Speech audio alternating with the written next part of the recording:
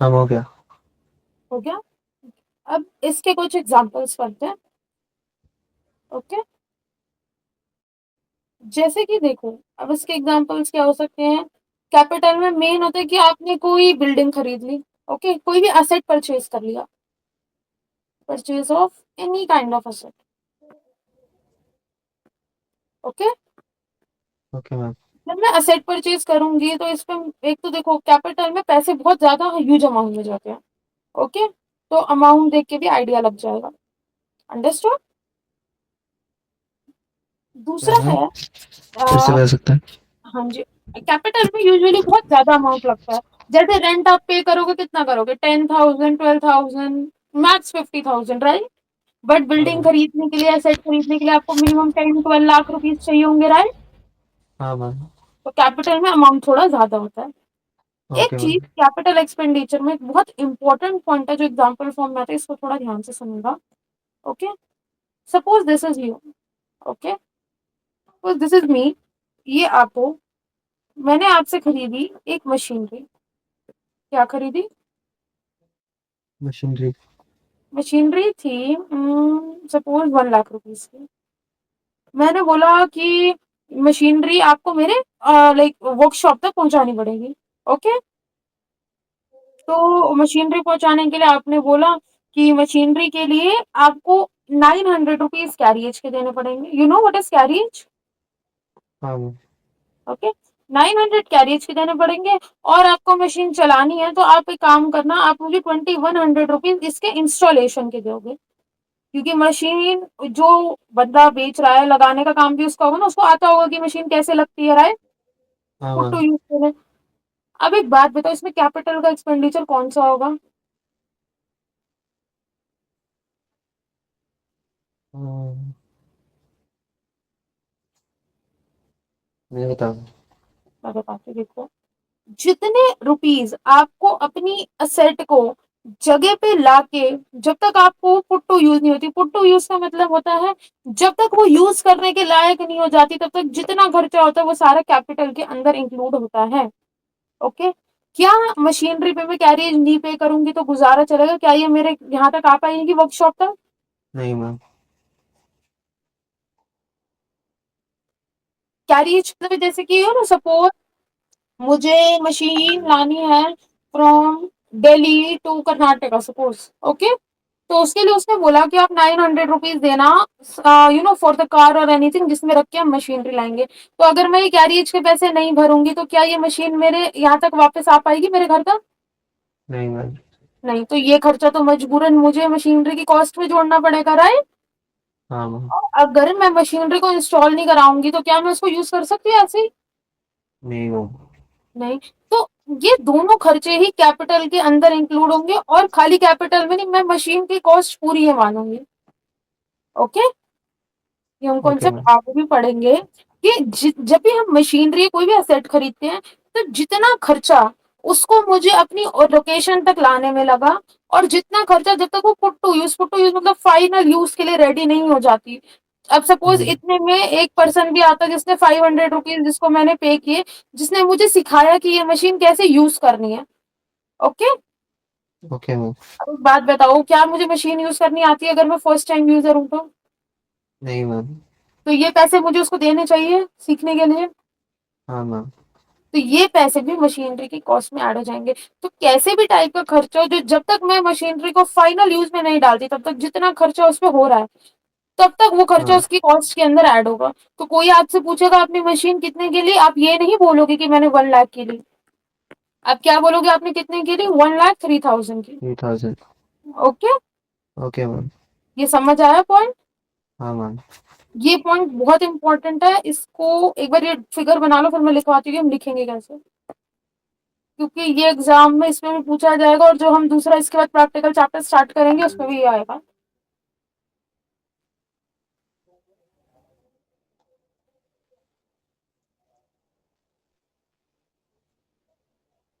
हो गया मैम। हो गया।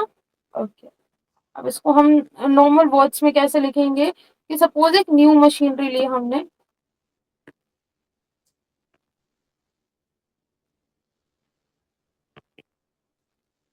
हमने परचेज की, कितने की कर दी, 1 लाख रुपीज की, राइट। हाँ एंड हमने उसके 900 कैरियज पे पे किए। कैरियज का मतलब कोई भी मीन्स ऑफ ट्रांसपोर्ट जो मुझे उसको अपने एरिया तक लाने के लिए पे करना पड़ा। और 1500 हमने उसकी वेजेस पे की थी इंस्टॉलेशन के लिए। Sorry, okay ma'am. 2100 की थी हमने इसकी वेजेस इंस्टॉलेशन के लिए। तो हम हमें बताना है कि पेपर में पूछा जाएगा कि ये जितना खर्चा है इसमें से मैं कैपिटल एक्सपेंडिचर किसको मानूं और रेवेन्यू किसको मानूं। ओके। Okay ma'am. तो हमें पता है कि जब तक मशीनरी जगह पे नहीं पहुंचती तब तक ये सारे खर्चे ऐड होते हैं। तो हम इसमें कैपिटल एक्सपेंडिचर कितना मानेंगे, 1,00,000, 2,100 एंड 900, राइट। हाँ मैम। 1,03,000। एंड इसमें रीजन क्या लिखेंगे, जब भी इंस्टॉलेशन कॉस्ट होती है वो कैपिटलाइज होती है। क्या होती है, कैपिटलाइज्ड। क्यों कैपिटलाइज होती है, जब जब तक मशीनरी ऑपरेशन में नहीं आई तब तक ये सारी जितनी कॉस्ट होती है ये कैपिटलाइज करते रहते हैं। Okay, okay ma'am. बार इसको नोट करो। फिर इसके रिलेटेड 2-3 और एग्जांपल्स हैं जो बताती हूँ कहाँ कैपिटलाइज हो सकती है और कहाँ नहीं होगी।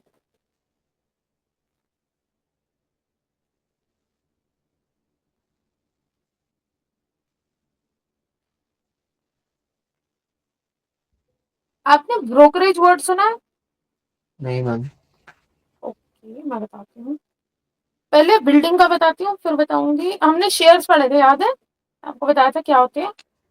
हाँ मैम। उनका थोड़ा इसमें ज्यादा काम होगा, तो पहले बिल्डिंग बताती हूँ फिर उस पर आता हूँ, okay? देखो, जब हम बिल्डिंग लेते हैं ना बेटा तो हमें कुछ कुछ खर्चे करने पड़ते हैं। कैसे खर्चे, लाइक बिल्डिंग या घर लेते हैं तो हमें स्टैम्प ड्यूटी भरनी पड़ती है। ओके। बहुत बार कोर्ट में रजिस्ट्रेशन चार्जेस भी भरने होते हैं। तो ये सारे खर्चे हम जो है, देखो, जब तक मैं स्टैम्प ड्यूटी या कोर्ट से अप्रूवल नहीं लेती या रजिस्ट्रेशन चार्ज नहीं भरती वो बिल्डिंग में अपने नाम पे नहीं करा सकती। तो क्या ये बिल्डिंग की वैल्यू में ये खर्चा आना चाहिए या नहीं आना चाहिए? आना चाहिए। आना चाहिए। तो ये कैपिटलाइज होगा या ये रेवेन्यू खर्चा मानूंगी मैं? कैपिटलाइज्ड होगा। Very good. तो जब भी कोई बिल्डिंग की कॉस्ट होती है और उसके ऊपर मैं ये दोनों भरती हूँ, इवन ब्रोकरेज भी भरती हूँ। Do you no brokerage? नहीं मैम।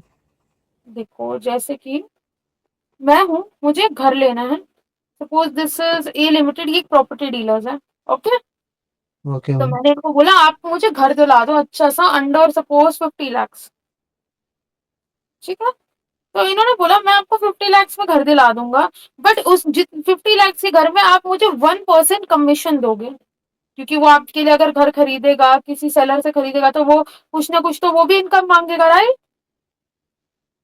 हाँ मैम। तो ऐसा होता है कि जब आप किसी से घर वर लेते हो ना तो आप किसी इंटरमीडियरी को ढूंढते हो। इंटरमीडियरी मतलब वो पर्सन जो आपको किसी और से घर दिलाएगा। ओके। जैसे इसी एग्जांपल में एक और पर्सन ले लेते हैं। सपोज इस एग्जांपल में एक टी नाम का पर्सन है। ओके। Okay ma'am. मैंने बोला कि मुझे घर परचेज करना है, तो मैंने आपको कांटेक्ट किया कि आर्यन आप एक प्रॉपर्टी डीलिंग का काम करते हैं, मुझे घर परचेज करना, आप मेरे लिए घर ढूंढ दीजिए for purchase. Okay. Okay ma'am. T ने आपको कांटेक्ट किया कि मुझे घर सेल करना है तो आप मेरा घर सेल कर दीजिए। तो हम दोनों ए को जानते हैं, टी और एस आपस में एक दूसरे को नहीं जानते, राइट। हाँ मैम। तो आप उनसे घर खरीद के मुझे सेल कर दोगे। अब आप बोलोगे कि मैं इतना काम कर रहा हूँ, इससे सेल कराऊंगा, इसको इसको दिलाऊंगा, तो मुझे कुछ तो बीच में इनकम मिलनी चाहिए, राइट। हाँ मैम। राइट। तो ये पर्सन क्या करता है, ये जो सेल परचेज वाले होते हैं इनसे कुछ परसेंट ऑफ कमीशन लेता है ऑन सेल्स वैल्यू, या जो चीज की वैल्यू नहीं होती, और ऑन वैल्यू ऑफ हाउस और बिल्डिंग। ओके। Okay ma'am. तो ये कमीशन जो है ये भी मैं ऐड करती हूँ अपनी बिल्डिंग की वैल्यू में, क्योंकि ये कमीशन एक तरीके से मुझे खर्चा ही पड़ी। जब तक मैं कमीशन नहीं पे करूंगी तब तक वो चीज मैं उस पर्सन से खरीद नहीं सकती। तो इस वजह से मुझे उसको कमीशन पे करना एक कंपलसरी थिंग है, इसलिए इसको भी मैं अपनी बिल्डिंग की वैल्यू में ऐड करती हूँ। Okay ma'am. ये समझ आया कॉन्सेप्ट कैसे होता है? हाँ मैम। तो अगर क्वेश्चन आए एग्जाम में that purchase building for 10 lakh with commission of 1%, तो कौन सी वैल्यू कैपिटल एक्सपेंडिचर होगी, आप मुझे बता सकते हैं?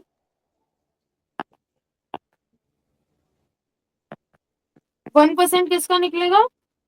10 लाख का। Very good. तो 10 लाख का 1% क्या होगा? 10,000। 10,000। तो मेरा कैपिटल एक्सपेंडिचर क्या होना चाहिए? 10 लाख प्लस 10,000। 10,000। तो मैं पूरे 10 लाख मैं मानूंगी। से आपको कोई पूछे कि आपको बिल्डिंग कितने की पड़ी, तो यू विल से 10 लाख 10,000 की पड़ी। क्यों? क्योंकि फ्यूचर में आप जब सेल करोगे तो आप ये वाला खर्चा भी माइनस करोगे ना, राइट? हाँ मैम। तो इस वजह से इन चीजों को हम प्रॉपरली अपने पास रिकॉर्ड करके चलते हैं। ओके। Okay ma'am. ओके। अब पढ़ते हैं रेवेन्यू एक्सपेंडिचर, फिर इनके मिक्स एग्जांपल्स करेंगे मैम ये जिससे ना। ब्रोकरेज होता है। यस, ये ब्रोकरेज होता है। Okay ma'am. जो प्रॉपर्टी डीलर्स होते हैं नॉर्मली वो लोग जरूर चार्ज करते हैं, ताकि बिजनेस में लाइक ये उनका बिजनेस होता है कि एक से बाय करके किसी दूसरे को सेल करना, वो आपके लिए पर्सन ढूंढते हैं। Okay ma'am. ओके। तो अब हम स्टार्ट करते हैं हमारा नया चैप्टर। अब आर्यन देखो, हम जब बिजनेस करते हैं तो बिजनेस के अंदर क्या एक ही तरह के रिकॉर्ड्स होते हैं, अलग अलग तरीके के हो सकते हैं। लाइक याद है हमने स्टार्टिंग में पढ़ा था कि कुछ ट्रांजैक्शंस होती हैं जो रेवेन्यू होती है और कुछ कैपिटल होती है, याद है? हाँ मैम। ओके, रेवेन्यू क्या होती है, कोई आइडिया याद हो आपको? Revenue revenue total money earned by the business by selling goods and services। Yes, revenue का मेन तो मतलब होगा कि हमारे जो इनकम आ रही है, राइट? हाँ, इनकम। और एक्सपेंस का मतलब हो गया हमारा खर्चा, राइट? हाँ। तो इसमें से क्या फायदे का? हाँ। इसमें से फायदा का क्या है? इनकम और revenue. Expense. Revenue. Yes, revenue. Income income income income. Right. अब देखो हाँ। बिजनेस में दो तरीके के खर्चे होते हैं। जैसे सपोज एक पर्सन है, इसने इसने खरीदी एक बिल्डिंग, और साथ में इसने सपोज रेंट पे कर दिया अपने घर का, ओके, या ऑफिस का। तो क्या ये दोनों टाइप ऑफ खर्चों में सेम एंट्री करेगा या सेम वे में रिकॉर्ड करना चाहिए? आपके हिसाब से थोड़ा अलग वे में रिकॉर्ड करना चाहिए? थोड़ा अलग होगा। थोड़ा अलग होगा, ऐसा क्यों? मैम बिल्डिंग एक असेट होगा। बिल्डिंग एक असेट होगा, वेरी गुड। हाँ, और जब रेंट से क्या लॉस होगा, कैपिटल कम होगा। Very good. तो जब हम बिजनेस में कोई असेट बाय करते हैं, क्या करते हैं? असेट। असेट बाय करते हैं। या देखो, लाइबिलिटी भी पे कर सकते हैं हम बिजनेस में, राइट? लाइबिलिटी पे करके आपके सिर से एक बोझ हट जाता है, राइट? हाँ मैम। तो ये दो काम जब हम बिजनेस में करते हैं तो हम इसको वर्ड देते हैं कैपिटल। कैपिटल इनकम और कैपिटल एक्सपेंडिचर। ऐसा क्यों? देखो एक बात बताओ, आप जब बिल्डिंग खरीदते हो एक ही बार बिल्डिंग के पैसे भरने पड़ते हैं, या हर महीने वो बंदा पैसे लेने आ जाता है कि आपने बिल्डिंग खरीदी है, हर महीने मुझे पैसे दो? एक ही बार पैसे भरना था। एक ही बार आता है। तो एक शॉर्टकट ट्रिक लिख लो कि कैपिटल में हमें एक ही बार पैसे देने हैं, वन टाइम। ओके। अब इस चैप्टर का स्टार्ट करते हैं। पहले बेसिक चीज यही थी, ठीक है? मैम चैप्टर क्या की लिखना हेडिंग है? चैप्टर की हेडिंग डालिए रेवेन्यू एंड कैपिटल एक्सपेंडिचर। कि मुझे बिजनेस में आइडेंटिफाई करना है कि ये जो खर्चा मैंने किया है, like is it of one time या ये मेरा डेली बेसिस पे है। देखो, इतना याद रखना, कैपिटल वो खर्चा है जो एक बार पैसा खर्चा करके मुझे सालों साल बेनिफिट देगा। जैसे असेट होता है, राइट? उसका हाँ एक मैम। बार खर्चा करके क्या उसका बेनिफिट ज्यादा समय तक मिलता है? हाँ मैम। ठीक है? तो हम कैपिटल से स्टार्ट करते हैं। Capital expenditure. तो कैपिटल एक्सपेंडिचर का मतलब क्या होता है कि एक्सपेंडिचर हम करते, एक्सपेंडिचर मतलब खर्चा, हाँ मैम। राइट? जिसका बेनिफिट मुझे एक साल से ज्यादा मिले। कितने साल से ज्यादा? 1 साल से ज़्यादा। और वो 1 साल कौन-सा होगा? Accounting year. अकाउंटिंग ईयर याद है हमने पढ़ा था कौन-सा होता है हमारे लिए? April 1st to March 31st. Very good. तो ये जो एक अकाउंटिंग पीरियड में रहे या 12 मंथ्स के लिए रहे। ओके? Okay, ma'am. अगर ये 1 ईयर 1 डे भी हो गया तो भी कैपिटल एक्सपेंडिचर रहेगा, और अगर ये even 11 months 11 and half months भी होगा तो भी उसको रेवेन्यू में रखेंगे। तो अगर जैसे 1 साल से 1 दिन ऊपर भी बढ़ जाता है वो कैपिटल के अंदर इंक्लूड हो जाता है। ओके? Okay, ma'am. इसकी 3 शर्तें होती है। दूसरी बात, ये आपके फिक्स्ड एसेट्स को इम्प्रूव करेगा। क्रिएट करेगा या इम्प्रूव करेगा? क्रिएट मतलब कि जैसे मैंने बिल्डिंग ले ली, जैसे कि suppose this is you. Okay? Okay, ma'am. आपने आपके पास एक फर्नीचर का सपोज बेड था और एक बिल्डिंग थी। तो बिल्डिंग आपने अभी अभी खरीदी। Okay? Buying of an asset is creation of an asset. Okay? आपके पास पहले बिल्डिंग नहीं थी, आपने अभी खरीदी, तो ये आपका एक असेट बन गया, राइट? हाँ मैम। ये तो कैपिटल एक्सपेंडिचर है। बट सपोज आपका ये बेड था, ठीक है, it is of your business use, and इसके अंदर आपने सपोज कुछ अच्छी खासी आपने अच्छी वुड लगवा दी बेड के अंदर। ओके? हाई क्वालिटी वुड लगवा दी। तो हाई क्वालिटी वुड से क्या बेड की सेट की लाइफ बढ़ सकती है? क्या मैम, एसेट की? लाइफ लाइफ का मतलब होता है क्या सेट हाँ मेरा लंबे समय तक यूज हो सकता है हाँ उस वजह से। हाँ, डिपेंड तो करेगा। डिपेंड करेगा, कुछ तो इम्प्रूवमेंट हो सकती है उसमें, राइट? हाँ मैम।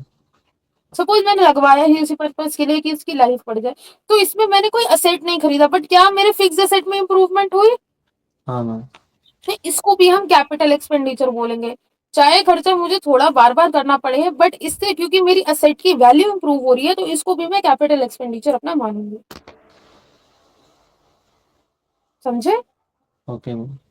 क्या? दूसरी बात, क्योंकि कैपिटल एक्सपेंडिचर है इसमें, या तो इसमें असेट खरीदोगे, राइट, या इसको इम्प्रूव करोगे। तो इस केस में ये कहाँ असेट्स कहाँ शो होती है हमारी? हाँ, हमने एसेट्स। असेट्स के लिए हमने एक चीज सीखी थी अकाउंटिंग पोजीशन में, बैलेंस शीट। हाँ मैम। तो असेट्स नॉर्मली बैलेंस शीट के अंदर ही जाती हैं खाली। ओके? ये याद रखना कि कैपिटल जो भी खर्चा होगा या कोई इनकम भी आती है वो हमेशा बैलेंस शीट के अंदर शो होती है। क्यों? क्योंकि आपने बहुत ज्यादा पैसे भरे होंगे कैपिटल के केस में, राइट? हाँ तो मैम। बड़े बड़े खर्चे आपको अपनी बैलेंस शीट में दिखाने पड़ेंगे। किसके लिए? हमारे यूजर्स के लिए। याद है हमारे यूजर्स कौन कौन है? हाँ मैम। ओके? एक बार इसको नोट कर लो, फिर इनकी इनकम पढ़ते हैं।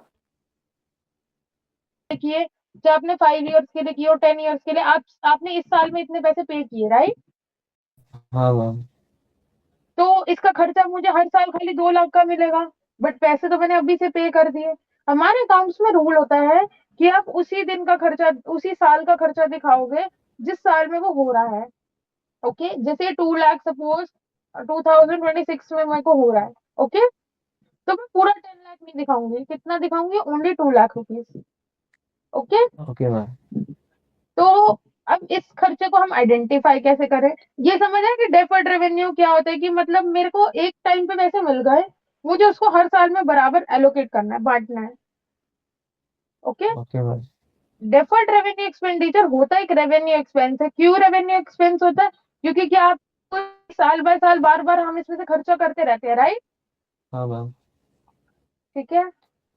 But for benefits of more than one accounting year, यानी इसका खर्चा तो रेवेन्यू होता है बट इसका बेनिफिट कितना मिलता है? For more than one accounting year, एक साल से ज्यादा मिलता है, राइट? हाँ मैम।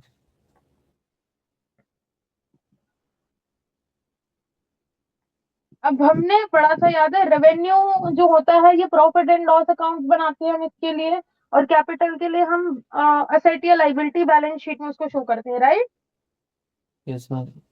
तो इसमें जो हमने 10 लाख का एग्जांपल लिया, इसमें से इस साल कितने यूज हुए? 2 lakhs। 2 lakh.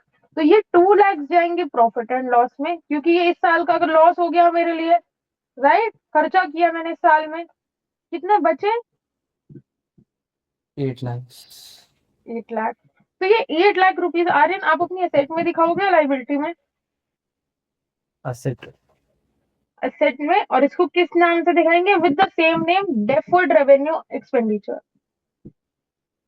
Okay, okay ma'am. ये समझ लो ये कैपिटल और रेवेन्यू का एक तरीके से कॉम्बिनेशन होता है, बट इसके एग्जांपल्स फिक्स्ड होते हैं। एक बार ये लिखो फिर इसके एग्जांपल्स पढ़ते हैं। अब इसके ना कुछ ही एग्जांपल्स होते हैं, जैसे कंपनी को इस एक्सपेंडिचर की ज्यादा नीड नहीं होती, दो तीन जगह ही होती है। एक तो मैंने आपको बताया जब एडवर्टाइजमेंट करनी होती है, राइट? जैसे कि एप्पल को सपोज किसी, ये मोस्टली ना बेटा सिनेमा हॉल्स में सबसे ज्यादा होता है। ओके, क्यों? क्योंकि सिनेमा हाँ। हॉल में अगर आपको कोई एड दिखानी है तो उसकी पेमेंट आपको पूरी एड की पेमेंट एडवांस में करनी होती है। अब ये तो है नहीं कि आप बोलो कि सारी एड इसी साल में दिखा दो, राइट? राइट। जैसे सपोज आपकी कंपनी है ए लिमिटेड, हाँ मैम। इसने लॉन्च किया एक new product, okay, suppose new pen, okay, yes ma'am. And आपने इसकी एडवर्टाइजमेंट की, तो जब कोई नई मूवी आएगी उसी के स्टार्टिंग में वो पेन की एडवर्टाइजमेंट करेंगे या मूवी के बीच बीच में दिखाएंगे? जब हम मूवी देखने जाते हैं तो स्टार्टिंग में एडवर्टाइजमेंट दिखाते हैं, जब इंटरवल होता है उस टाइम पे दिखाते हैं और एक एंड में दिखाते हैं, राइट? एड दिखाई जाती है, एक इंटरवल के टाइम पे दिखाते हैं और एक एंडिंग के टाइम पे, राइट? हाँ मैम। तो इन तीनों टाइम पे जब एड दिखाई जाती है तो अब एक बात, तो क्या मैं मूवी के बीच में एड चला दूं तो क्या विल इट बी एक्सेप्टेबल? कोई एक्सेप्ट करेगा उसको? ये था कैपिटल। अब वैसे बताओ डेली लाइफ में जो कंपनी होती है उसके डेली भी छोटे मोटे खर्चे होते होंगे, राइट? हाँ मैम। तो जैसे कैपिटल एक्सपेंडिचर वो खर्चा था जो मुझे एक साल से ज्यादा बेनिफिट देता है, जो एक साल से कम बेनिफिट दे उसको मैं रेवेन्यू एक्सपेंडिचर मानती हूँ। Okay, okay ma'am. ऐसा कोई भी खर्चा जो मुझे एक साल से कम बेनिफिट दे उसको मैं अपना रेवेन्यू एक्सपेंडिचर मानती हूँ। एनी एक्सपेंडिचर,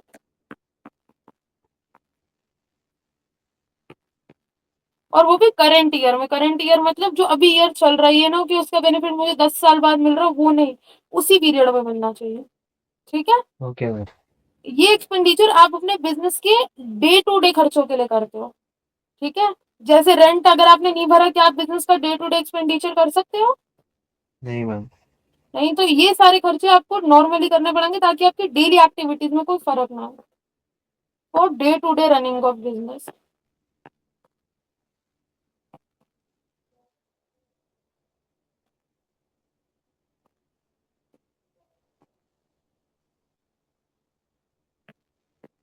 और जिसका बेनिफिट कितने within one accounting year में जिसका आप बेनिफिट ले सको।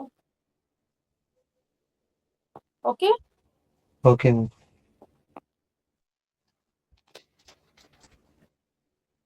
With in one accounting year, एक अकाउंटिंग ईयर में आप इसका बेनिफिट ले सकते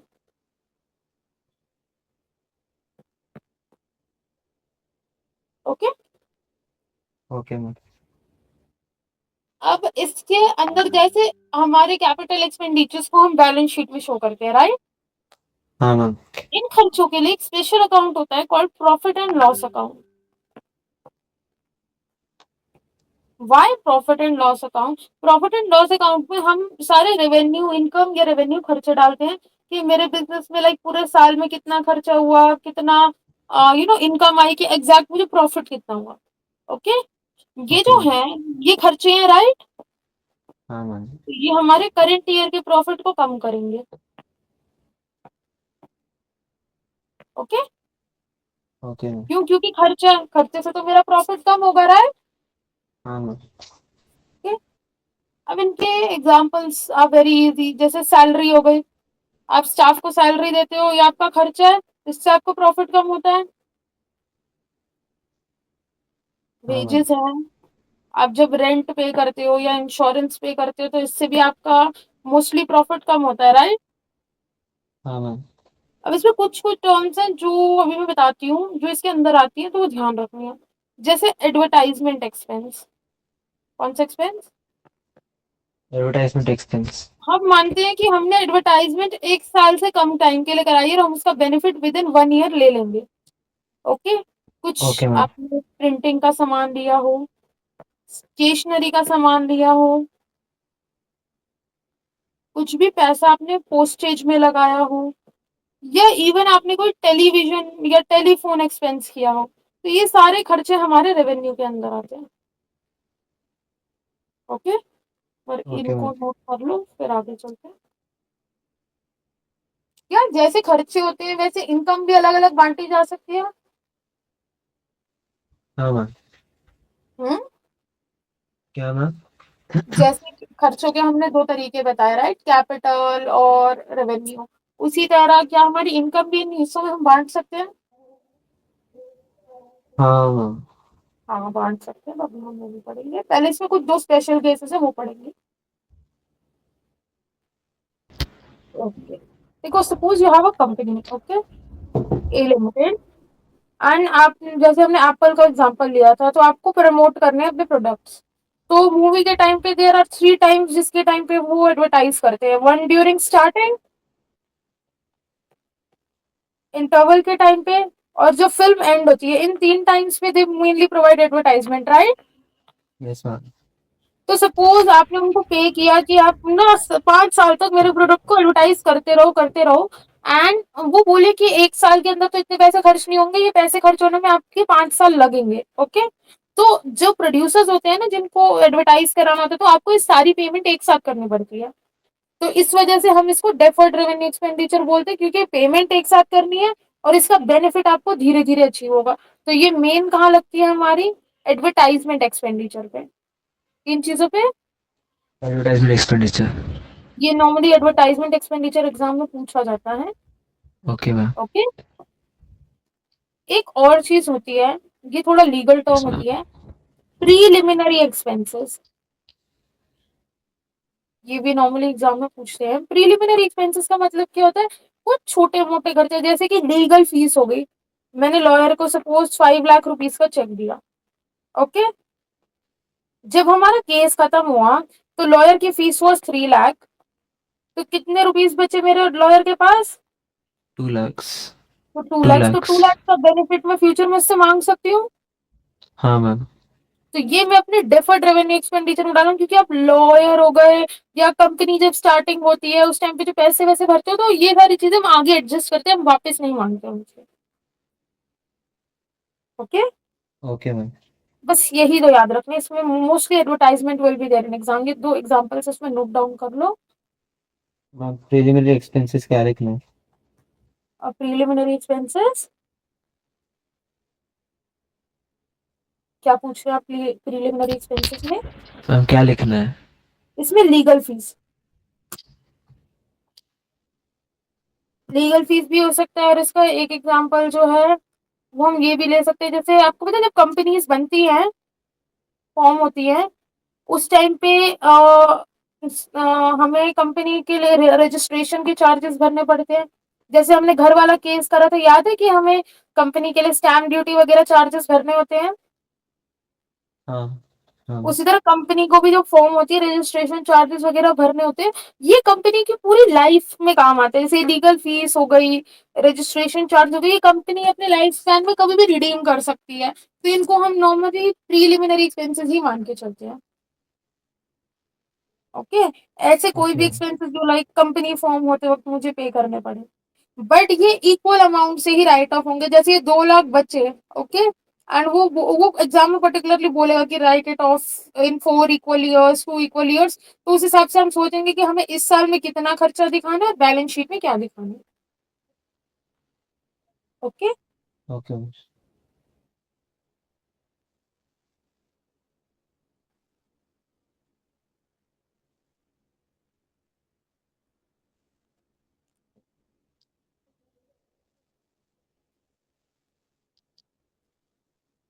मैम हो गया। ओके, एक्सपेंडिचर में यही तीन थे, इसमें कोई डाउट? नहीं ओके, अब मैम। आते हैं इनकम पर। इनकम भी इन्हीं दो इन जैसे एक्सपेंडिचर तीन तरीके के थे, इनकम खाली कैपिटल एंड रेवेन्यू में क्लासिफाई किया। ओके, अब देखो, पहले पढ़ते हैं capital income. Okay, okay. Capital expenditure हम कब करते थे, जब हम कोई फिक्स एसेट एक्वायर करते थे। तो कैपिटल हाँ। इनकम तब आती है जब हम कोई कैपिटल असेट मतलब ये फिक्स्ड असेट या कोई इन्वेस्टमेंट को सेल ऑफ करते हैं। इन्वेस्टमेंट भी फिक्स्ड एसेट होती है, क्यों? क्योंकि इन्वेस्टमेंट आप करते हो तो आप सोचते हो ना कि इसको, आप सपोज घर लेते हो तो आप ये मोटिव से तो नहीं लेते ना कि इसको 1 साल के अंदर बेच देंगे, राइट। हाँ। तो हम मोस्टली इन्वेस्टमेंट को मान के चलते हैं कि हमने 1 साल से ऊपर के लिए किया। तो जब कोई कैपिटल असेट या कोई ऐसी इन्वेस्टमेंट सेल ऑफ होती है, तो उस केस में हम उसको एक कैपिटल इनकम मानते हैं। ओके। अब ओके ये मैम। इसका एग्जाम्पल क्या होगा, जैसे कि हमने कैपिटल एक्सपेंडिचर में घर खरीदते हैं, तो इस केस में अगर हमें प्रॉफिट हुआ from selling land, building, machinery, क्यों इसको कैपिटल क्यों मानते हैं? क्या ये मुझे बार बार मिलेगा या एक ही बार ये पैसा मिलेगा? एक ही बार। एक ही बार मिलेगा। और क्या ये मुझे कोई फिक्स्ड एसेट बेच के मिल रहा है? हाँ मैम। तो इसलिए हम इसको कैपिटल इनकम मानते हैं। ओके। जो भी कैपिटल चीज होती है हमेशा बैलेंस शीट में जाती है। रेवेन्यू चीज कहाँ जाती है Arvind? Revenue. Revenue. Revenue capital. क्या बैलेंस बोला? शीट, कैपिटल बैलेंस शीट में जाता है। हाँ मैम। तो रेवेन्यू कहाँ जाएगा? कहाँ जाएगा ma'am? Profit and loss account. हाँ, बताया था प्रॉफिट ना, एंड लॉस अकाउंट। में जूम करके चलते हैं इसको। ओके। Okay ma'am. ओके। तो इसमें एक चीज और आती है, सेल ऑफ इन्वेस्टमेंट। आप जब अपनी इन्वेस्टमेंट, अब इन्वेस्टमेंट बेटा खाली घर नहीं होता, कुछ कुछ लोग शेयर्स में भी इन्वेस्टमेंट करते हैं, राइट। Yes ma'am. मैंने बताया था, याद है शेयर्स क्या होते हैं? हाँ मैम। तो शेयर्स, बिल्डिंग, ऐसा कुछ भी कहीं भी आप इन्वेस्टमेंट को अपनी सेल ऑफ करो, that is also considered a capital income. Okay. Okay ma'am. Okay. अब इसके अंदर हम क्या चीजें सोच के चलेंगे, ये आपने नोट किया? नहीं मैम, करना है। पर इसको नोट कर लो।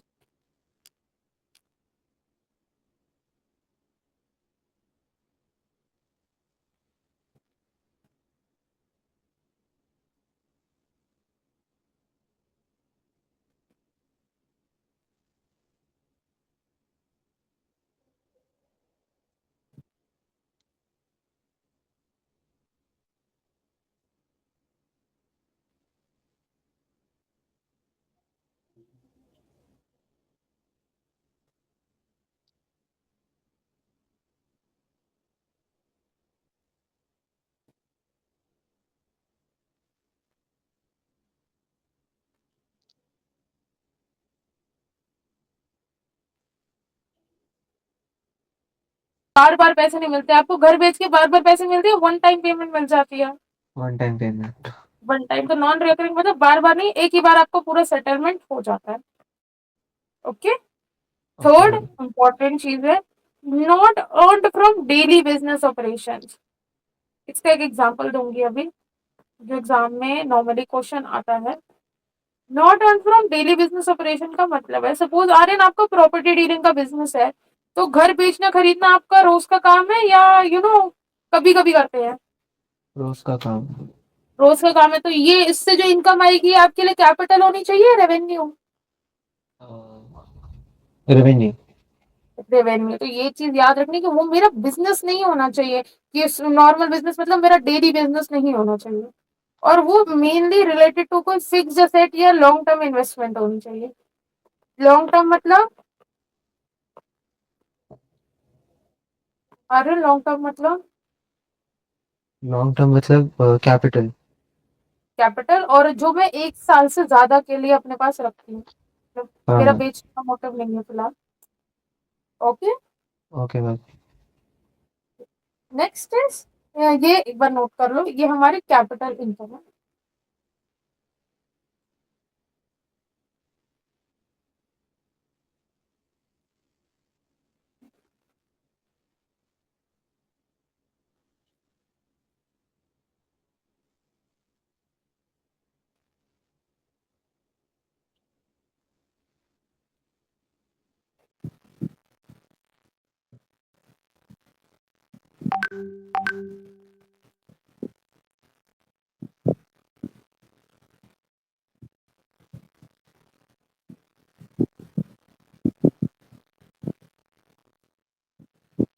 जैसे मैंने चेक कर। अरे एक चीज और, जब भी हम अकाउंट्स में या आगे आप बिजनेस इकोनॉमिक्स जो भी पढ़ेंगे, अकाउंट्स में या कोई भी सब्जेक्ट आप लिखते हैं आफ्टर 11 12, ट्रू फॉल्स पे आपको रीजन भी देना है। सही है तो भी रीजन देना है और गलत है तो भी रीजन। Okay ma'am. लाइक सही है तो like why it is true, हमें वो भी रीजन देना है, एंड गलत है तो रीजन देना ही देना है, क्यों क्यों गलत है। ओके।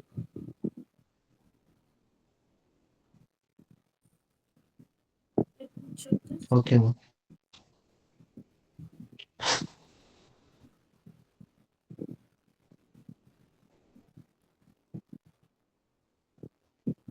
मैम लेकिन पूछा नहीं है, फिर भी लिखना है। बताइए।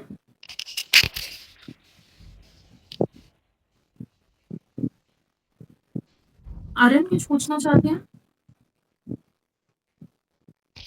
Hello ma'am. हाँ जी, कुछ पूछना चाहते हो आप? हाँ मैम। मैं हाँ क्वेश्चन जी। में लिखा भी नहीं, फिर भी लिखना है, स्टेट करना है। हाँ, फिर भी एक्सप्लेन इज रिक्वायर्ड। अगर 1 मार्क का क्वेश्चन होता है ना बेटा, तो उसमें half mark is for true false and half mark is for explanation. क्योंकि आगे like anyone can guess it true and false, तो एग्जाम्स में हमें प्रॉपर रीजन भी देना होता है कि व्हाई इट इज ट्रू और why it is false.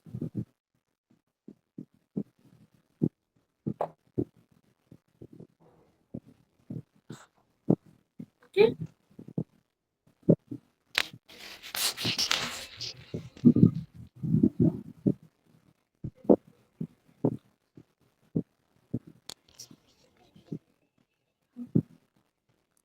First is expenditure on daily wages paid to workers, revenue. Cost of purchase of machinery, capital. Repair to maintain them in working condition, capital.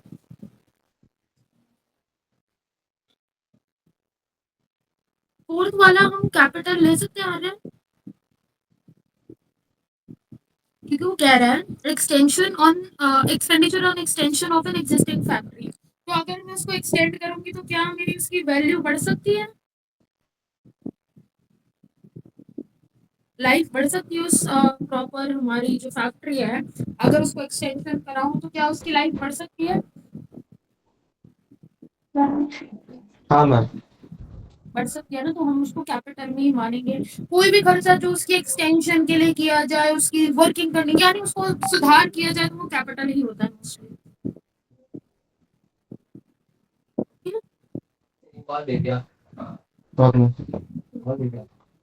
करो।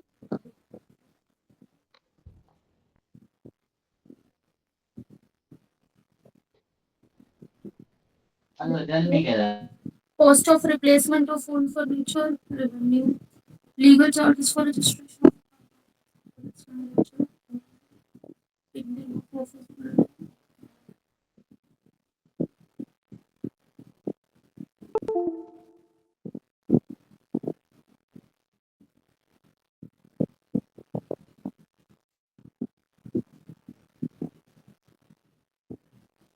अरे जो 16th वाला आपने किया है, interest on loan for construction of building, इसको हम revenue मानते हैं। क्यों? देखो जब इंटरेस्ट होता है तो इसको बार बार पे करना होता है या एक ही बार हम इंटरेस्ट पे करते हैं? Yes ma'am. हाँ। हेलो। हेलो। क्या मैम? जब हम लोन लेते हैं तो लोन के ऊपर इंटरेस्ट करते हैं, राइट?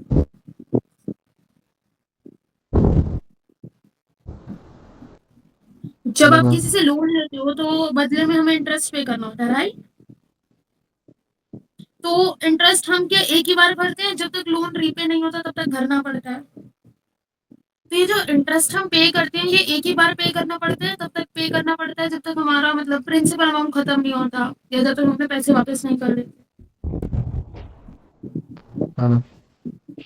जब तक हम पैसे वापस नहीं दे देते तब तक हमें इंटरेस्ट पे करना होता है, राइट? हाँ मैम। तो ये रिकरिंग हुआ नेचर में। हाँ जो रिकरिंग होता है उसको हम कौन सी कैटेगरी में डालते हैं? रेवेन्यू एक्सपेंडिचर में, राइट? मैम मेरे 1 साल से ज़्यादा होगा। हाँ, नहीं ये 1 साल से ज्यादा तो है, अग्रीड, बट हम उसका रिकरिंग और नॉन रिकरिंग भी देखते हैं। ओके। अब जैसे okay ma'am. Interest on loan है, इंटरेस्ट ऑन लोन तो ऐसे भी तो हो सकता है कि पर मंथ पे करना हो, मे बी, राइट? कुछ हाँ लोन्स मैम। ऐसे भी होते हैं 6 मंथ्स में एक बार पे करना होता है, सो उस केस में हम इसको रिकरिंग नहीं मानेंगे। ओके। Okay ma'am. एक ये वाला पॉइंट भी है, इसको आपने रेवेन्यू लिखा, ये मैं एक समझाना चाहती हूँ।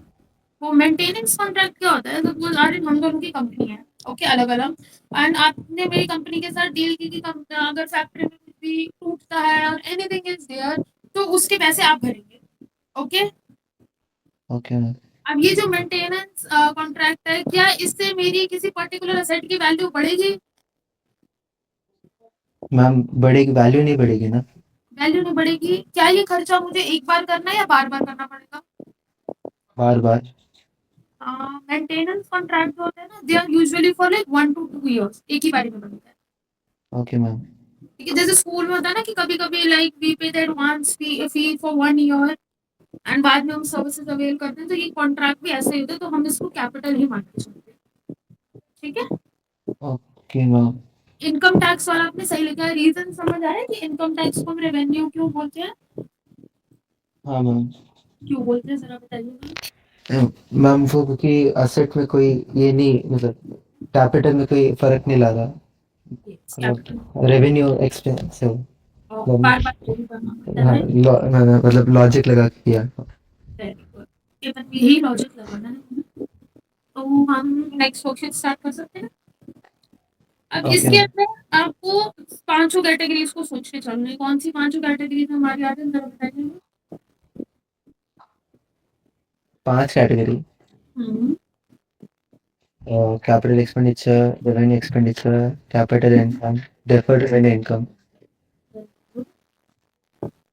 और क्या बोलते हैं, ये 5 एक्सपेंडिचर में हम इसको आइडेंटिफाई करना है कि ये कहाँ आएगी, right? Receipt and income are the same thing, okay? क्या ma'am? Receipt and income means the same thing. Receipt का मतलब ये होता है कि मनी का इनकमिंग होना, एंड इनकम का मतलब ये होता है when we receive the money. Okay, okay ma'am. Start. ये एक इस असाइनमेंट के बाद ना कुछ रिवीजन की जरूरत नहीं पड़ेगी, इसमें सारे एडजस्टमेंट्स कवर्ड है। ओके। Okay ma'am. पहले इसका 1 to 15 एक बार आप करें, फिर हम डिस्कस करते हैं। 15 करें। इसमें डेफर्ड रेवेन्यू भी इंक्लूडेड है, okay? Okay ma'am.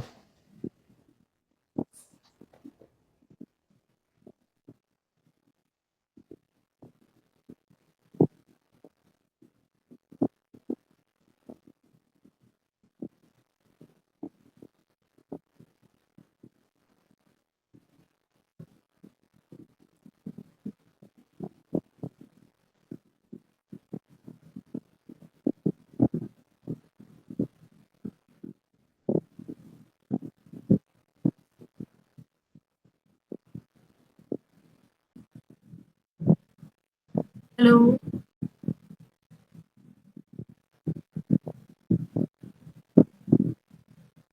I didn't doubt in the sixth one. Hello. Ma'am done. Then I'm asking doubt in the sixth one.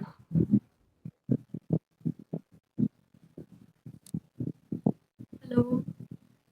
Six तो मैम क्वेश्चन समझ नहीं आया। I didn't doubt in the sixth one, right? The preliminary expenses of the company. Yes ma'am.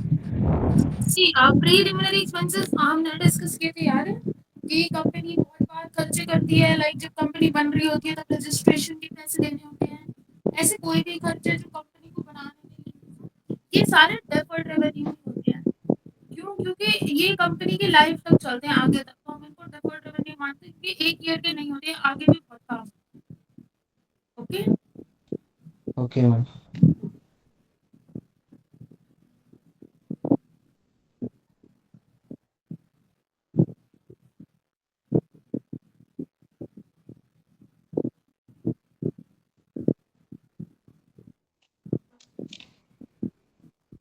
14th वाला doubt है कि amount received as compensation.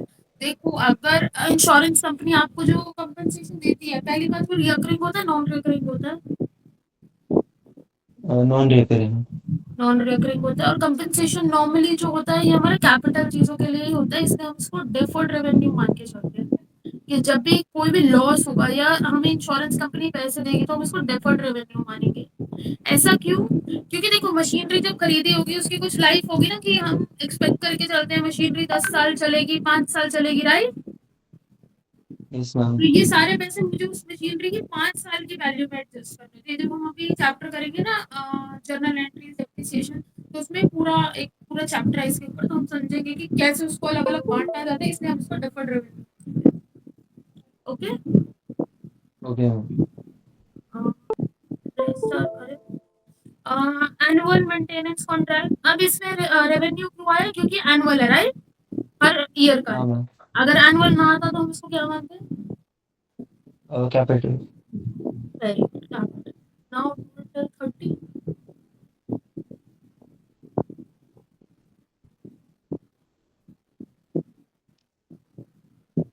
Ma'am बाकी सारे correct है। यस, बाकी सारे करेक्ट है। ये जो डिस्कस किए इनमें थोड़ी थोड़ी गलती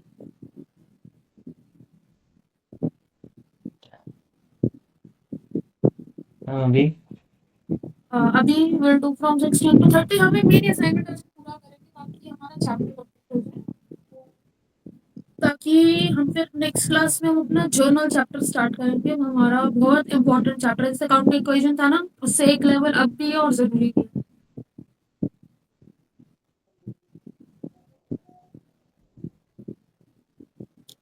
जैसे मैथ्स में हम टेबल्स करते हैं, राइट आर्यन? मल्टीप्लिकेशन से पहले टेबल सिखाए जाते हैं। हाँ मैम। तो उसी तरह अकाउंट्स में अकाउंट सीखने से पहले जर्नल एंट्री सिखाई जाती है, तो हम वो सीखेंगे जिससे हम अपना आगे का बेस स्ट्रॉन्ग कर सकें।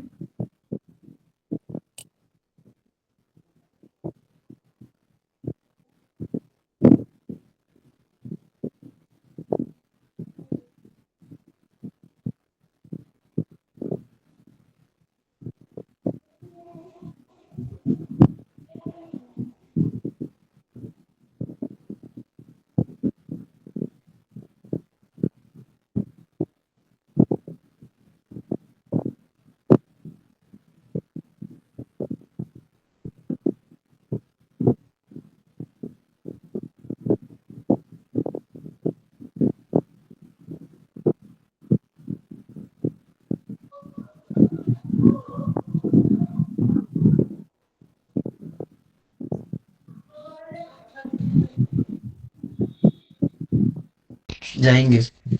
लोन हमने लिया है हाँ तो लोन हमारी में पैसे कब आएंगे। वैल्यू आएंगे? एक तो तो लोन लेने के बाद क्या पैसे बार बार आते हैं या एट द मोमेंट टाइम होते हैं हमारे? जैसे आज आप गए, suppose this is you went to Kotak bank and आपने उनको बोला कि I need a loan of 2 lakh, वो अप्रूव हो गया, तो वो 2 लाख रुपीज आपको इंस्टेंट देंगे या बोलेंगे कि अरे हर महीने 20,000 ले लीजिएगा, या एक ही बारी में 2 लाख रुपीज पूरे दे देंगे? नहीं पता, एक बार में दे दूंगा। एक ही बार में दे देंगे। ये हमारा रिकरिंग नहीं है, सिंगल ट्रांजैक्शन है, तो हम इसको कैपिटल रिसिप्ट मानते हैं। ओके। कैपिटल रिसीट क्या होता है? कैपिटल रिसिप्ट और कैपिटल इनकम मींस, एक तो कैपिटल की फॉर्म में it is non recurring, second हमारे को पैसे मिल रहे हैं, so it is income.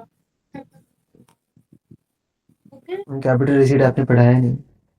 Capital receipt and capital income are the same thing. Okay ma'am. Okay, they are the same thing. Discount receive from creditors, capital income correct, क्योंकि एक ही बार में। अरे रॉयल्टी क्या होती है पता है?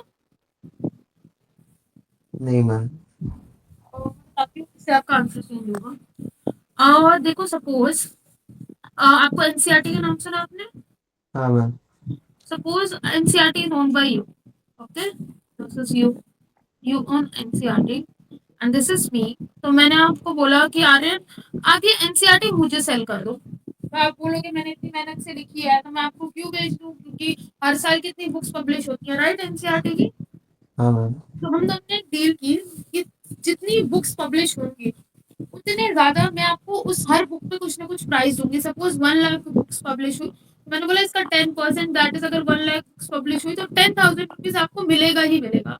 अब वो बुक पब्लिश करने पे है, वो बिकी नहीं बिकी उसका आपसे मतलब नहीं है, just you will publish under my name, तो आप मुझे उसके कुछ ना कुछ फ्रैक्शन ऑफ पैसे दोगे। ओके। Okay ma'am. तो ये हमारी रेवेन्यू इनकम होती है। ऐसा क्यों? क्योंकि क्या बुक एक ही बार छपती है, बार बार छपती रहती है? बार बार सकती बार है। बार लाइक एवरी ईयर छपती है, राइट। तो हाँ। रॉयल्टी के पैसे बार बार मिलते हैं, इसलिए हम उसको रेवेन्यू इनकम मान के चलते हैं। ओके। Okay ma'am. समझ आया?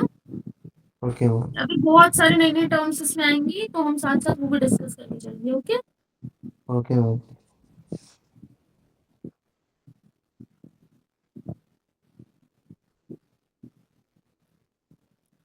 23rd में commission received, why it is a capital expenditure, एक बार बता सकते हो मुझे? 23rd yes, and 22nd also. Commission received non recurring.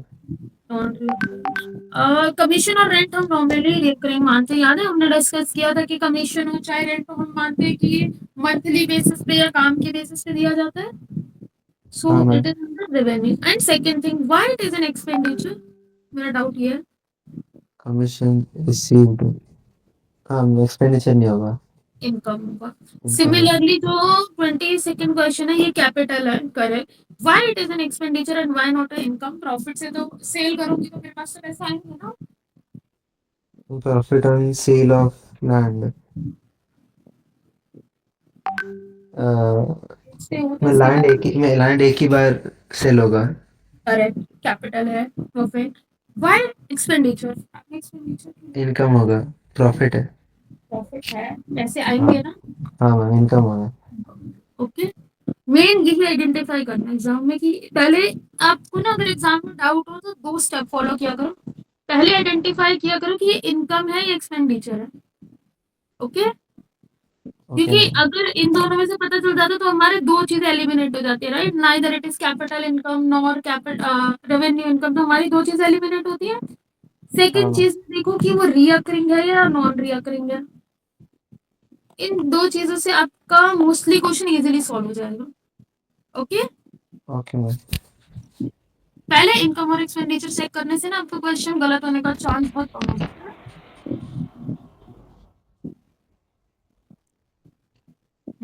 हम्म।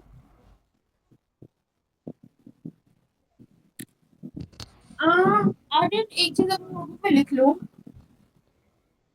इसको लिख लो कि चाहे इंटरेस्ट रिसीव हो, डिविडेंड हो, रेंट हो, ऐसी कोई कमीशन हो, ये सारी चीजें रेवेन्यू नेचर की होती है। हम मानते हैं कि ये हमें रिकरिंग बेसिस पे मिलती ही रहेंगी। ओके। Okay ma'am. तो ये रेवेन्यू नेचर की ही होती है। अगर रिसीव हो रही है तो इनकम, हम पे कर रहे हैं तो एक्सपेंडिचर, राइट। Yes ma'am. तो 26 हमारा क्या होगा फिर आगे, एंड इंटरेस्ट 27 रेवेन्यू इनकम। कर लो। 26 रेवेन्यू 27। इनकम। बाकी ठीक है। 31 to 50 भी कर लीजिए, हमारा चैप्टर कंप्लीट हो जाएगा फिर। 27 का क्या होगा? 27 डिविडेंड इज आल्सो रेवेन्यू, क्योंकि ओके मैम। डिविडेंड क्या होता है, मैंने बताया था ना कि हम कंपनीज के शेयर्स लेते हैं। तो हाँ कुछ मैम। कंपनीज डिविडेंड 6 महीने में एक बार देती है, कुछ साल में एक बार देती है, तो हम इसको मानते रिकरिंग है, साल के अंदर ही मिल जाता है। ठीक है। Okay ma'am. करो 31।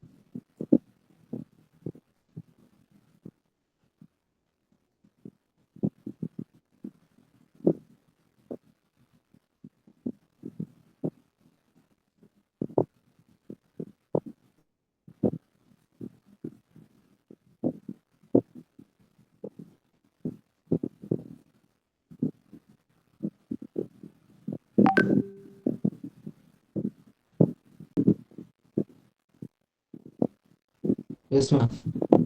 अब अरे जैसे ये 33rd भी है ना, ये भी डेफर्ड रेवेन्यू होगा कि cost of market survey for a long term project. अब एक बार पैसे भरने के बाद ये प्रोजेक्ट बहुत लंबा चलेगा, सालों साल चलेगा, राइट? Yes ma'am. इसको भी हम डेफर्ड रेवेन्यू ही मानेंगे।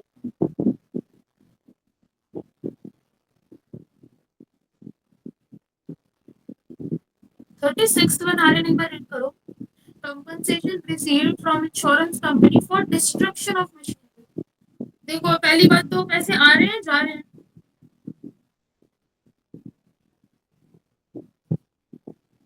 आ रहे। आ रहे हैं। तो ये पहली बात तो ये हुई इनकम। एंड एक ही बार आएंगे या बार बार आएंगे?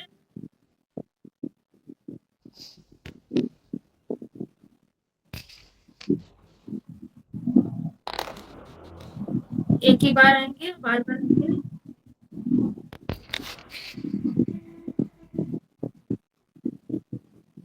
हेलो?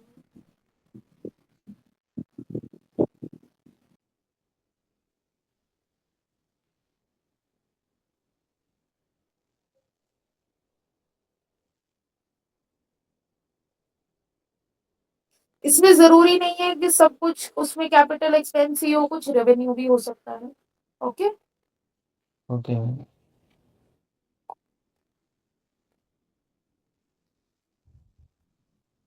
41 में करना क्या है, बस क्लासिफाई करना है। हाँ, खाली बताने की कैपिटल है revenue, that's it. Capital expenditure. Capital expenditure सारे कैपिटल एक्सपेंडिचर है। हाँ मैम। तो इसका अमाउंट टोटल कैपिटल एक्सपेंडिचर में कितना होगा? 5,40,000। 5,40,000। करेक्ट। सेकेंड पार्ट पढ़े जरा, 42।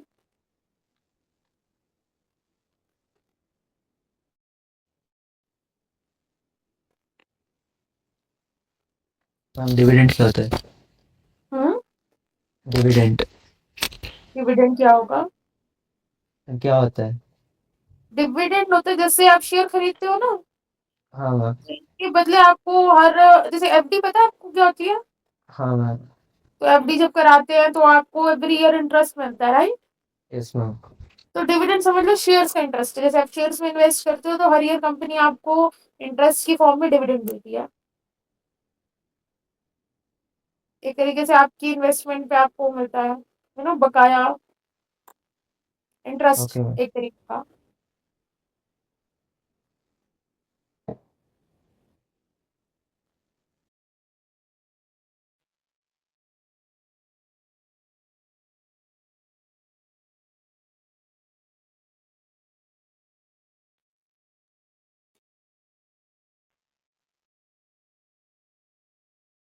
सो और पहला क्वेश्चन कहता है that a machine is purchased for 1 lakh and 10,000 is spent for transporting it to factory। पहले बताना है कि ये एक्सपेंडिचर है या इनकम है, कौन सा है और क्यों है।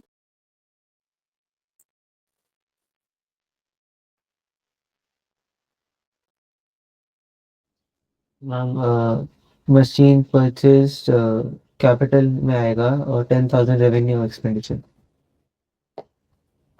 याद है हमने एक इस पे टॉपिक पढ़ा था कि जो भी खर्चा मशीन को उसके ओरिजिनल प्लेस तक ले जाने में होता है वो उसमें ऐड होता है। हाँ हाँ मैम। तो अभी तो मशीन फैक्ट्री तक पहुंचाने के लिए 10,000 रुपीज भरने पड़ेंगे, तो ये मैं किस में डालूं?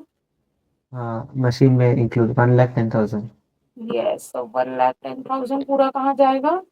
Capital. Very good. 50,000 spent on major advertising campaign, benefits is extended up to the 3 years। इसका जरा बताइए, ये अच्छा क्वेश्चन है।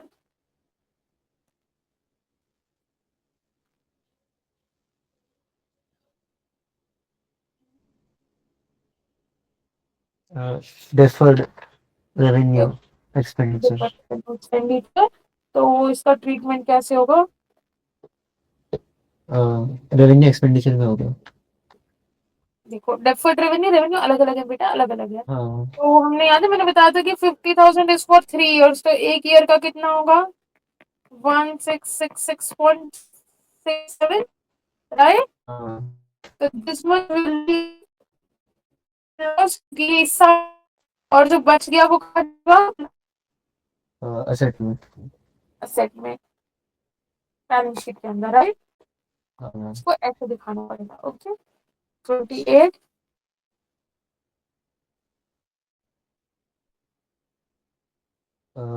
रेवेन्यू। और very good, it is revenue, correct. Expenditure और income, expenditure. Very good. 2 lakh received from issue of shares, capital income. Very good, capital income, क्योंकि shares हम डेली इशू नहीं करते, ये एक ही बार वन टाइम प्रोसेस होता है। 75,000 spent on extending the office building. Capital expenditure. Why capital expenditure? बार एवरी ईयर ऑफिस बिल्डिंग को लेने का एक्सटेंड। थोड़ा रीजन गलत है, आंसर सही है। देखो, जब ऑफिस की बिल्डिंग को एक्सटेंड करेंगे तो क्या उसकी लाइफ बढ़ेगी? हाँ मैम। हमने आधे पढ़ा था कैपिटल एक्सपेंडिचर में, सेट की लाइफ जब बढ़ती है तो भी हम उसको कैपिटल एक्सपेंडिचर मानते हैं।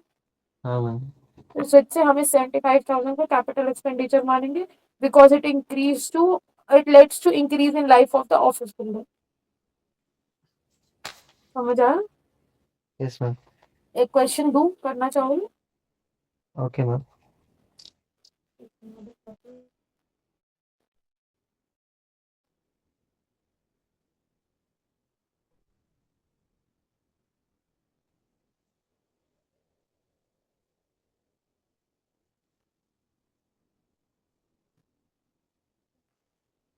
इसके दो और पार्ट्स है, वो भी डिस्कस कर लेते हैं। इसके बाद हमारा ये चैप्टर ओवर हो जाएगा। ये चैप्टर कैसा था रे? छोटा था। इजी था या टफ था? इजी था मैम। इजी था ना। ये बहुत इंपॉर्टेंट चैप्टर है, क्योंकि अभी हम सीखेंगे जर्नल एंट्रीज। तो उसमें ये आइडेंटिफाई करना बहुत जरूरी होता है कि को मैं क्या मानूं, एक असेट मानूं या फिर अपनी इनकम मानूं। तो इस चीज को हमें पहले से आइडेंटिफाई करना सीखना है। Okay, do you know the meaning for freight क्या होता है? नहीं मैम। फ्राइट होता है किराया। जैसे कि हमने पढ़ा था ना कि सपोज आपको अपने घर से बिल्डिंग पे मशीन लेके जानी है। ओके, तो ओके मैम। बिल्डिंग सपोज आपको मशीन लेके जानी, तो मशीन के लिए either you will use a car या कुछ ना कुछ रेंट करोगे ना, ट्रक वगैरह उसको ले जाने के लिए। Yes ma'am. तो वो जो किराया भरते हैं उसको हम फ्राइट बोलते हैं। Okay, okay ma'am. मेन वो किराया जो किसी चीज को एक जगह से दूसरी जगह ले जाने में यूज हो।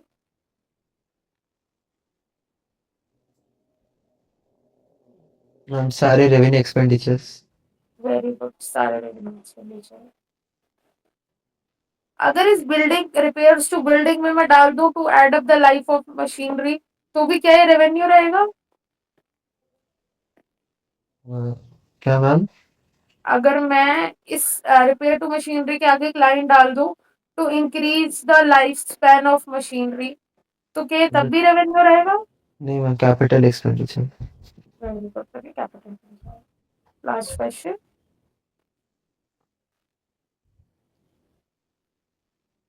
इसमें ये पॉइंट मेरे बताने का है, बाकी दोनों आप बताओ, ये वाला फिर मैं बताती हूँ।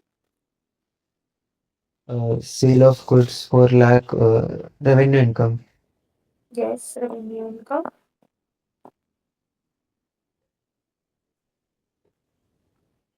Commission, commission 15,000 capital income. नहीं, रेवेन्यू इनकम। Revenue income. ये वाला पॉइंट थोड़ा ध्यान से सुनिएगा, compensation for loss of machinery. Suppose आपकी मशीनरी थी, ओके, ये आप ट्रांसपोर्ट करा रहे थे मुंबई से चेन्नई। ओके, ट्रांसपोर्ट कराते हो आपकी मशीनरी की कॉस्ट थी 50,000, और ट्रांसपोर्टर से गलती से वो मशीनरी खाई में गिर गई, एंड उसके बदले उसने आपको 10,000 रुपीज दे दिए एज कंपनसेशन, या इंश्योरेंस कंपनी ने आपको इसके 10,000 दे दिए। ठीक है, तो यस अगर मैम। आपने इंश्योरेंस ना कराया होता तो इस मशीनरी का क्या आपको कोई पैसा मिलता? नहीं मैम। तो इंश्योरेंस कराने के बाद कितना मिला? 10,000।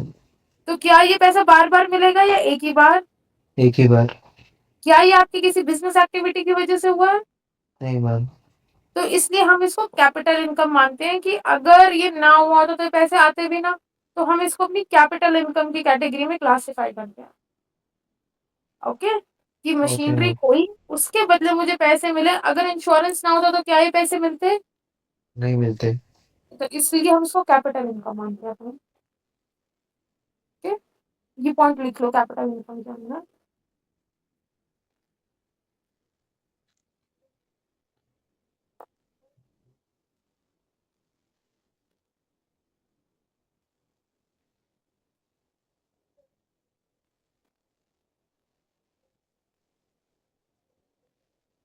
Hello ma'am.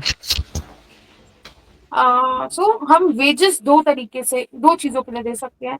एक तो सपोज आपके यहाँ फैक्ट्री में कोई वर्कर्स काम कर रहे हैं, वो गुड्स बनाएंगे, तो आप उनको वेजेस दोगे, राइट? हाँ मैम। तो ऐसी वेजेस रेवेन्यू होनी चाहिए, कैपिटल रेवेन्यू। रेवेन्यू, क्योंकि उनको आपको, आपने एक बार वेज दे दी तो उसी मंथ तक का बेनिफिट मिलेगा, राइट? हाँ। वही आपने वेजेस पे की for installation of machinery, machinery install करने के लिए, तो वो क्या होंगी? The capital expenditure. Why capital? Long term benefit. Yes, क्योंकि लॉन्ग टर्म बेनिफिट भी, और क्योंकि वो वेजेस मैं इसलिए यूज कर रही हूँ या पे कर रही हूँ ताकि मैं मशीनरी को उसके प्लेस तक लेके आ सकूँ, राइट, पुट टू यूज के लिए, राइट? हाँ। तो ये था वेजेस को लेके। एक बार इसको लिखो। एक पॉइंट और आता है रिपेयर्स का। ये दो नॉर्मली ना एग्जाम में बच्चों को कंफ्यूज करने के लिए दिए जाते हैं।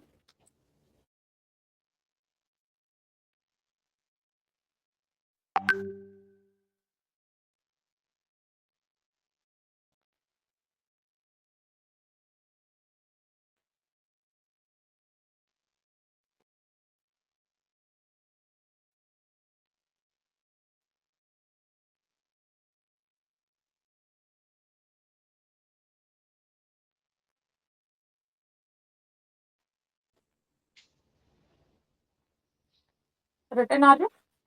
Yes ma'am. अब देखो, जैसे वेजेस थी, इसी तरह कभी कभी खर्चा भी करा सकते हैं, राइट? हाँ। ना रिपेयर भी कराते हैं हम कभी कभी अपनी चीजों का। तो रिपेयर भी दो तरीके का हो सकता है। एक तो जो डेली मेंटेनेंस के लिए, जैसे सपोज आपका चार्जिंग सॉकेट खराब हो गया, या फिर कुछ भी ऐसा डेली का खर्चा आता है, उस फैन इज नॉट वर्किंग, या फिर जहां से लाइट्स ऑन करते हैं दैट इज नॉट वर्किंग, सो उस केसेस में ये कौन सा खर्चा होगा? डेली में revenue. Revenue. But suppose I told you कि मुझे ना बिल्डिंग के लिए पेंट कराना है अपनी बिल्डिंग में। Okay, okay ma'am. अब देखो, पेंट कराना है अपनी बिल्डिंग में, या फिर कुछ ना कुछ चेंजेस करने हैं जिससे उसकी एफिशिएंसी बढ़ जाएगी या उसकी लाइफ इंक्रीज हो जाएगी। इन दो वर्ड्स को याद रखना, एफिशिएंसी और लाइफ। अगर इन दोनों में से कुछ भी इंक्रीज हो रहा है, even if it's a building, it's a machinery, कुछ भी चीज का इंक्रीज होता है, तो वो कैपिटल खर्चा है। क्यों कैपिटल खर्चा है? क्योंकि वो एट द एंड मेरी मशीनरी की लाइफ को लंबा करेगा, बढ़ाएगा। ओके, अब ओके मैम। जैसे अगर हम अपने बिल्डिंग में पेंट वगैरह कराएंगे, तो हम उसमें से पुराना जो पेंट है वो हटवाएंगे, तो उसके अंदर कोई, अगर हमें कोई चीज लीक हो रही होगी, कुछ होगी, उसका भी रिपेयर होगा, राइट? हाँ। तो अल्टीमेटली क्या बिल्डिंग की लाइफ इंक्रीज होगी? हाँ मैम। होगी। तो ऐसे केसेस में हम उसको कैपिटल एक्सपेंडिचर मानते हैं कि हमारे बिल्डिंग की साथ साथ वैल्यू भी इंक्रीज होगी। Okay, okay ma'am. एक बार इसको भी नोट कर लीजिए।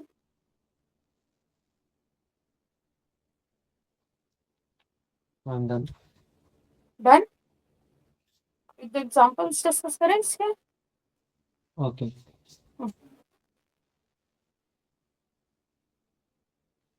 Let me display on screen. अब इसमें ना कुछ कुछ वर्ड्स ऐसे आएंगे जो बताऊंगी, इनको नोटों को ना साइड पे छोटा सा साथ साथ लिखते चलिएगा। Okay,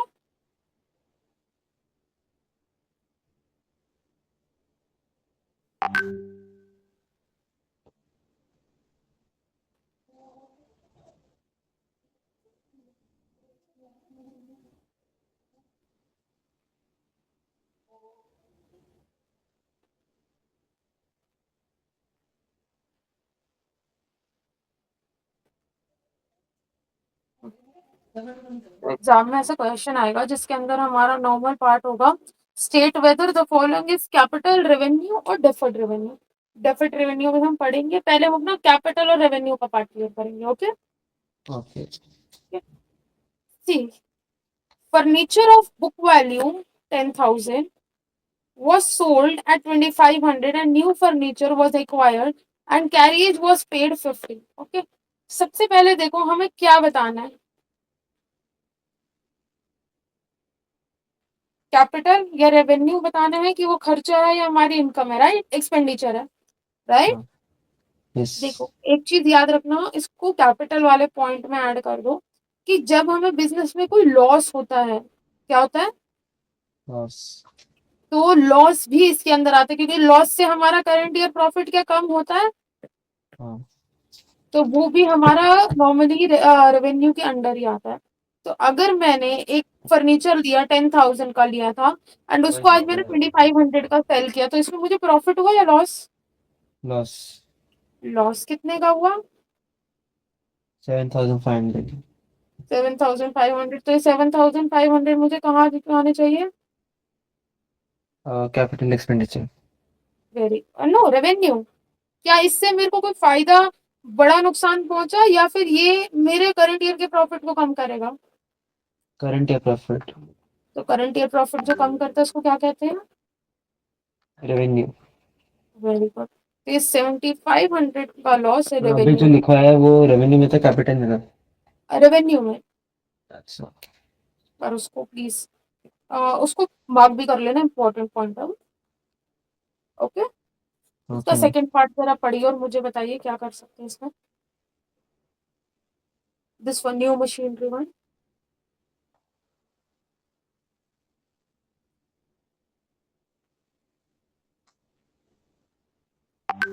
ma'am capital.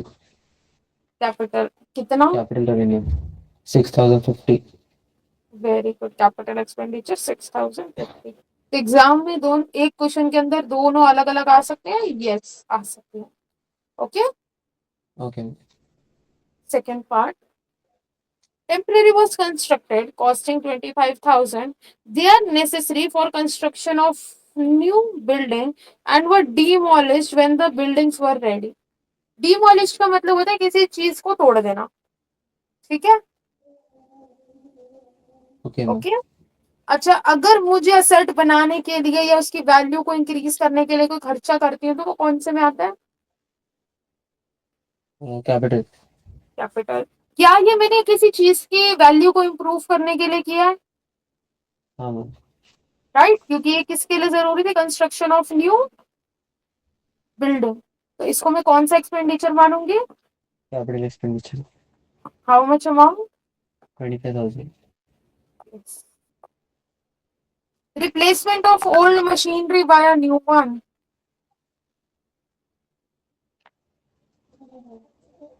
देखो जब capital. Capital one, new machine खरीदा जा रहा है, लॉन्ग टर्म होगा। लॉन्ग टर्म होगा, और सेकंड ये हमारे फर्म लाइक की हाँ। अर्निंग भी बढ़ाएगा, राइट। हाँ। इसका बेनिफिट 1 साल से ऊपर मिलेगा। Damage is paid by a transport company to its passenger injured in a accident. Revenue. Revenue, क्योंकि इंजर्ड होने के बाद उनको मेरे को एक ही बार पैसा देना, राइट, और वो खाली उसी टाइम का बेनिफिट है। अगर वो दोबारा इंजर्ड हो गए, क्या मुझे दोबारा पैसा देना पड़ेगा उनको? हाँ मैम। तो ये एक ही टाइम का बेनिफिट है। Good. 40,000 was spent in dismantling and removing the machinery from old site to a suitable site। Dismantling का मतलब होता है किसी चीज को तोड़ फोड़ देना या फिर उसके पार्ट्स अलग कर देना, ठीक है। तो मैंने ओके। 40,000 स्पेंड किए एक पुरानी मशीन को तोड़ के उसके पार्ट्स को एक ओल्ड साइट से एक अच्छी जगह लगाने में, तो इससे मुझे क्या कोई फायदा मिलेगा? नहीं मैम। देखो इसमें ना एक लाइन है, ये लाइन ध्यान से पढ़ेंगे हम, that from old site to a more suitable site. Suitable site मतलब वो उस जगह के लिए ज्यादा बेटर परफॉर्म करेगी, राइट। हाँ मैम। तो जब हम किसी चीज को किसी अच्छी सुटेबल साइट पे लगाते हैं तो हमारी उसकी लाइफ बढ़ जाती है, क्या बढ़ती है? लाइफ। तो उस जब लाइफ बढ़ती है तो कौन सा एक्सपेंडिचर इंक्रीज होता है? हाँ कैपिटल। अब इससे लाइफ कैसे बढ़ती है कि सपोज पहले मैंने ना मशीनरी ऐसे जगह में रख रखी थी जहाँ पे बहुत सारे चूहे थे, ठीक है। Suppose paper was the main ingredient in the machinery, तो क्या वो चूहों की वजह से वो पेपर उतना इनपुट जा पा रहा होगा मशीनरी में? नहीं मैम। नहीं। अब मैंने उसको उठा के ऐसी जगह रख दिया जहाँ चूहों को नामो निशान भी नहीं है, तो क्या अब इनपुट इंक्रीज होगा? हाँ मैम। बिजनेस को ज्यादा फायदा होगा। तो इससे एक हाँ। तरीके से एक तो मशीनरी की लाइफ भी बढ़ी क्योंकि उसको चूहे अफेक्ट नहीं कर सकते। तो इसको इसलिए इसको हम अपना कैपिटल एक्सपेंडिचर मानते हैं। Okay ma'am. ठीक है, नेक्स्ट भी वैसा ही है, बताइए जरा। Capital expenditure, capital expenditure, why capital expenditure? क्योंकि इसकी एफिशिएंसी और लाइफ बढ़ रही है। वेरी गुड, उसकी एफिशिएंसी भी इंक्रीज होगी और लाइफ भी इंक्रीज होगी अगर मैं उसको ज्यादा अच्छी जगह पे लेके जाऊंगी, राइट। हाँ मैम। समझ आप कि हम कैसे उसको क्लासिफाई कर सकते हैं अमंग रेवेन्यू एंड कैपिटल? हाँ मैम। ये इमेज मैं आपके साथ अभी शेयर करूंगी क्योंकि इसमें रीजन भी है।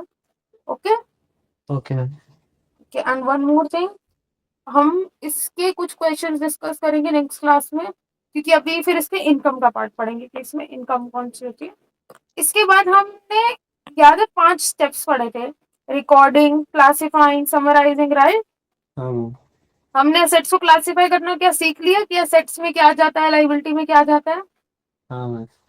अब हम उसका नेक्स्ट स्टेप सीखेंगे, रिकॉर्डिंग। रिकॉर्डिंग होती है जर्नल एंट्रीज के फॉर्म में। किन फॉर्म में?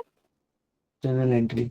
जैसे हमने पढ़ा था ना, एक ट्रांजैक्शन के 2 एस्पेक्ट्स होते हैं, डेबिट एंड क्रेडिट। हाँ मैम। अब हम सीखेंगे कि किसको कब डेबिट करना है, किसको कब क्रेडिट करना है, कि हम एक ट्रांजैक्शन रिकॉर्ड कर सकते हैं। ओके। ओके तो मैम। इसके बाद हम अपना main chapter journal entry start करेंगे जो अकाउंट्स का बेस है बिल्कुल। Okay. Okay ma'am.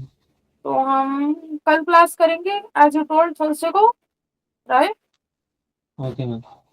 Okay, 4 PM only. Okay ma'am. हाँ। ओके, तो कल, मैं सेकेंड चैप्टर का टेस्ट भेजा यस, भेज सकते हैं। वो हम हाँ। कल डिस्कस कर लेंगे। एक्चुअली उसका एक ही क्वेश्चन रहता है चेक करने के लिए। आज मैं वो शेयर कर दूंगी, एक बार देख लेना, फिर हम उसको कल डिस्कस भी कर लेंगे। Okay ma'am. ओके। इस चैप्टर में जो एक दो मिस्टेक्स थे उनको सर्कल करके ठीक कर लेना। ओके। Okay ma'am. ओके, तो हम ये चैप्टर करेंगे, हमारे एक दो क्लासेस हो जाएगा। This is very small chapter, but ये जर्नल एंट्रीज के लिए थोड़ा सा आइडेंटिफाई करना जरूरी है। Okay. Okay ma'am. Okay, bye bye, I will see you tomorrow. Bye ma'am.